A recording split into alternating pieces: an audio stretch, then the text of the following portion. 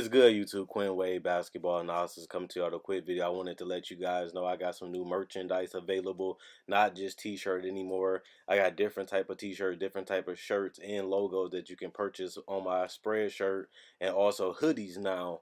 We have expanded and added more to the channel and more merchandise for the brand. Thanks for supporting. It will be in the description and the links will be in the comment section below. Thanks for helping me and supporting the movement. Quinn Wade Basketball Analysis. I'm going to check out the video. What's good, YouTube? Quinn Wade Basketball Analysis coming to out this video on the weekend. I wanted to have a little fun this weekend and give you my top 8 teams in each conference, basically the playoff teams, and give you one player that I feel is underrated on each team that's currently in the playoffs, and it looks like these are going to be the playoff teams. Obviously, things can change, but it looks like this is going to be what it is. May not be in this particular order, but these teams should all make the playoffs because there's 15 or less games left. Very margin room for error, and most of them have a couple of losses that they can take and still be in the playoffs. Even the Miami Heat in the East, even the Clippers, they're so ahead of the other teams by a couple games that they can make a couple mistakes and still make the playoffs, and lose a couple games and still make it. And the other teams are so bad that they don't even take advantage of them losing because they lose. So it just helps them get in anyway. Milwaukee Bucks, Malcolm Brogdon. He was Rookie of the Year, but now he's a guy that nobody really talks about or care about as much. He's hyper efficient, almost on the 50, 40, 90 season. Knows his role, knows what to do, spaces out the floor, attacks the paint, takes smart shots, guards usually the opponent's best player, and he can guard point guards, shooting guards, and sometimes small forwards. And he doesn't show no emotion. He just goes out there and does what the team asks him to do, and he gets it done efficiently, smart, and defends. Number 2, Fred VanVleet. This guy has been under the radar because he's been missing a lot of games because of injuries. A lot of people in Toronto know him, but a lot of people that I know don't really know him like that or seen him play enough to really gauge if he's good. But Fred VanVleet, he's one of the better backup point guards in the league, if not the best, depending on if you like Shooter and him. The guy can shoot the ball. He can get to the paint. He's a solid playmaker and decision maker. And he even starts sometime in the fourth quarter to close out games. Shows you how valuable and underrated that he is. Number 3, Boban for the Sixers. They needed a backup center. They needed some size, and Boban is one of the more efficient centers, one of the longest centers ever, and the fact that he has soft touch and he can very rarely play against any center and give them trouble offensively or defensively. Plus, he's a pain rebounding wise too. Indiana Pacers, Corey Joseph. This is a guy that has won. This is a guy that has played at the highest level, has contributed no matter where he has been. He goes out there and does what they ask him to do. He's a dirty work player. Fights through screens, hits threes, be pesky. He's one of the better on ball defenders at the point guard position, and he's been like that for years. And I see that a lot of people talk about Collison, a lot of people talk about Tyreek, a lot of people even talk about Victor, and obviously Sabonis and Turner, but you very rarely hear them bring up Corey Joseph. That's why I have him as the most underrated player for the Pacers. Number 5, Aaron Baines for my Celtics. He's a guy that really flies low under the radar because all he does is hit spot up shots and do small stuff.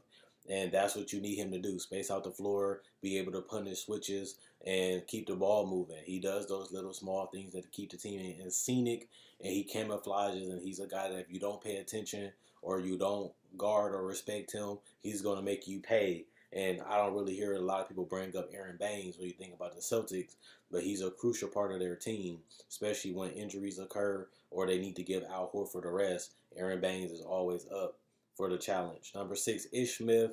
I'm not the biggest Ish Smith guy, but he's very important to a team like Detroit that needs scoring and needing somebody that can attack and really open it up for Drummond to get finishes around the basket. But not only that, he gives Reggie Jackson easy threes, same with Kennard and Langston because his ability to attack and draw so much attention.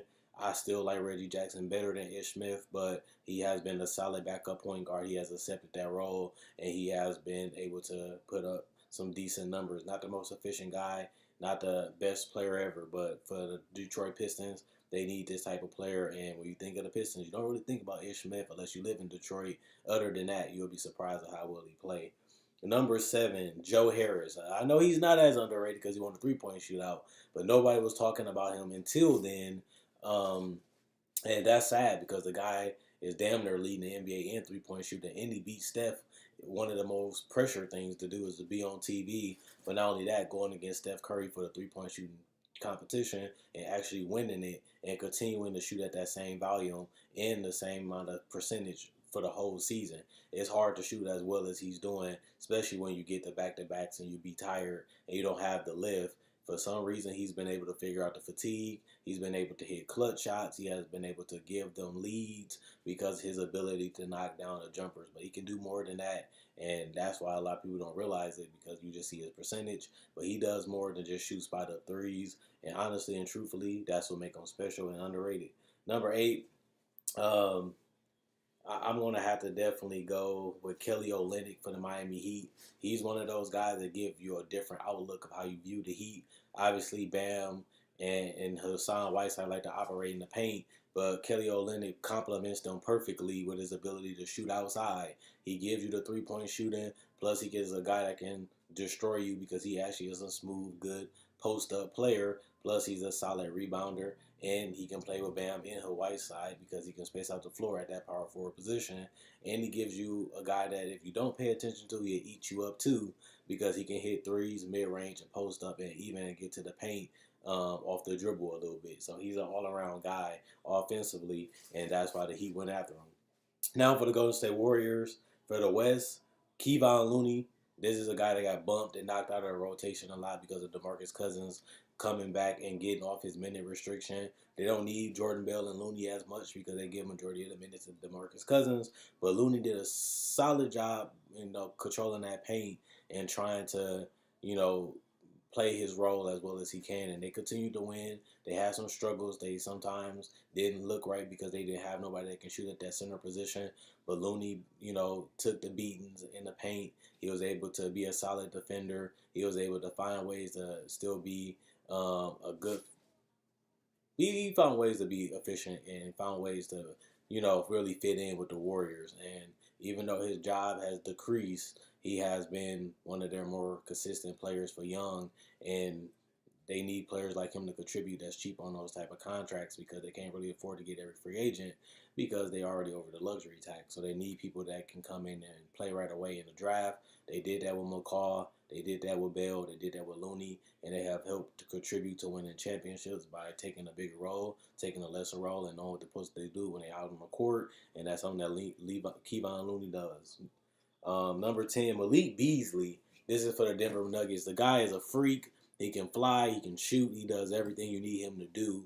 And I love him because he can start. He can come off the bench and he gives you that same fight, that same energy, and he keeps attacking. He can play on and off the ball. He's a perfect complementary player to Jamal Murray or Gary Harris.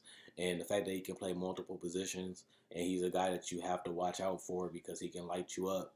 You have to give credit to Malik Beasley being able to come in and contribute and help this team win on a consistent basis. Um, for the number 3 team, Gerald Green for the Houston Rockets. I think a lot of people overlook him because he takes a lot of tough shots, but his tough shot making is what really helps the Rockets go. Kind of like Eric Gordon, his ability to shoot threes and handle the ball and get to the paint, and even knock down shots that's contested late in the shot clock and takes a lot of pressure off Chris Paul and James Harden for them to always be able to create for them. He's a guy that can either be on or off the ball, and that's valuable nowadays. He has the ability to guard twos and threes and some fours, depending on what teams they go against and what lineup they have out there. He's a good player. That's why they brought him back this year after stealing him last year, and he has fit well. He has played decently for his role, and he has accepted his role, and he's content with coming off the bench and being a pivotal, vital part of their success. And I have to give him credit for that. And he's a guy that you respect and but he's underrated because they don't utilize him the best way, but they utilize him the best way for the team, and that's because he accepted his role. Seth Curry for Portland. This guy, if you watch a lot of Portland games, you probably wouldn't even know that Seth Curry plays for Portland. But if you're a real hooper, you do, or you're a hardcore fan. Seth Curry has been one of the best 3-point shooters in the league this year, but it's the way he does it. Whether it's off the dribble or coming off the screen in the pick and roll, or just pulling up for a three when somebody gives him too much space, or whether it's playing offside with Damian Lillard or CJ McCollum and being a great off-ball 3-point shooter, or we call them spot-up 3-point shooters. He has mastered that role, and his ability to handle the ball, get to the paint, and be a decent playmaker also ups his value. That's why he got out of the G League and he's been in the NBA, because this is where he belongs to play. This is where he should be playing, and he's been proving that. 13 for the Oklahoma City Thunder. I think one of their most underrated players definitely has to be Jeremy Grant. I feel like a lot of people knew that it probably would be him, but his ability to play multiple positions, guard multiple positions, be able to switch and guard, shooting guard, small forward, power forwards, and some centers, and his ability to be a decent defender that can protect the rim, get steals, and he's working on his 3-point shot, and he's dangerous and nasty in transition because of his length, speed, and athleticism. He's the perfect guy for the modern day NBA. If he learns how to shoot threes at a better clip, he can be even tougher to guard. And the fact that he's a monster defensively and he puts a lot of effort and energy on that end makes him a guy that can play and tween in multiple positions. And I love his game, and he deserved the contract that he got, but he's still flying a little under the radar because of how well Paul George and Russell have played this year. Plus, you still do have Steven Adams, who has been a beast. You kind of think, like, well, Jeremy Grant, he can play. But he has done so much versatility for this team, and he has allowed them to play different lineups and different types of style when he's on the court. He's that important. For the Spurs, is Derek White. This guy has really blossomed into something special. A lot of us already knew that he can play, but it's one thing knowing it, it's one thing seeing it, one thing believing in it.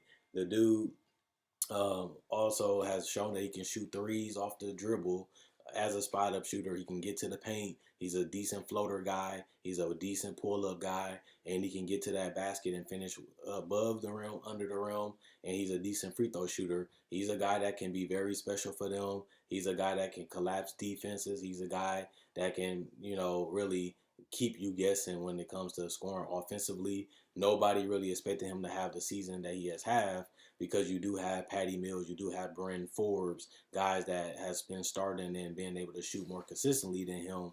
But throughout the situation, White has been dependable, and he has been one of their best reserves, and another steal for the San Antonio Spurs. And once they gave him the opportunity, he was ready, and he's been playing very steady, very calm, very smart. But not only that, he knows his role and he does it well. And that's something that he has mastered. He doesn't do too little, doesn't do too much, but he gets the job done, and that's why he's underrated.